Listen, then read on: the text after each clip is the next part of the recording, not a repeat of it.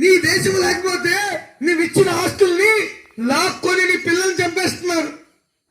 అది ఎక్కడో కాదు, మన దేశంలో కేరళ, కలకత్తా, ఢిల్లీ, జమ్మూ కాశ్మీర్లలో జరుగుతుంది.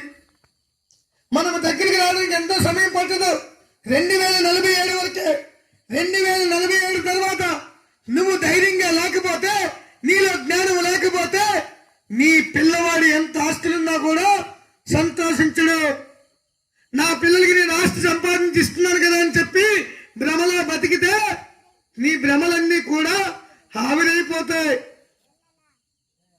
కాబట్టి ఒక్కసారి ప్రతి ఒక్క హిందువు కూడా జూలు వించి విధిస్తే నీలో ఉన్నటువంటి శక్తి సమాజానికి తెలుస్తుంది.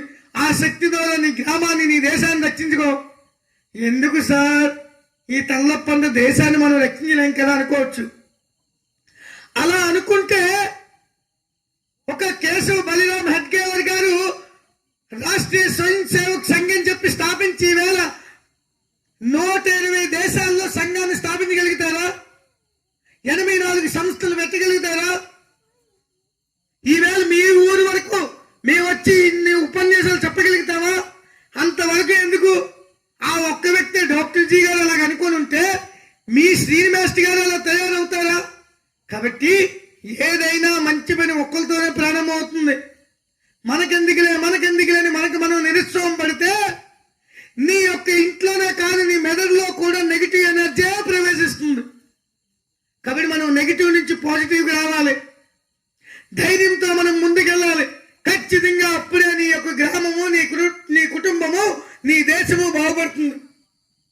కాబట్టి మనమందరం కూడా ఈ యొక్క ఆర్ఎస్ఎస్ యొక్క 100 సంవత్సరాల సందర్భంగా మనమందరం ఈ దేశం గురించి, ఈ ధర్మం గురించి తెలుసుకుంటున్నామంటే ఈ దేశాన్ని, ధర్మాన్ని మనం కాపాడుకోవాలి. రాబోయేది ముసలి పండుగ ఉంది. ఆ ముసలి పండుగ రాకుండానే మనం ధైర్యంగా, శక్తివంతంగా తయారవ్వాలని ఒకే ఒక ఉద్దేశంతో గ్రామాల, వాడవాడలో సంఘ శక్తిని తెలియజేస్తున్నారు. కాబట్టి సంఘ శక్తిని తెలుసుకోవడం, మనలో శక్తిని నింపుకుంటే రాబోయే రోజుల్లో దేశాన్ని, మన హిందూ ధర్మాన్ని నిలబెట్టుకున్న వాళ్ళం అవుతాం. కాబట్టి మీ అందరూ కూడా అంతే చింతనతో ఉంటారని ఆశిస్తూ, నోరున్న వాళ్ళందరూ కూడా భారత్ మాతాకి జై, భారత్ మాతాకి జై, భారత్ మాతాకి జై.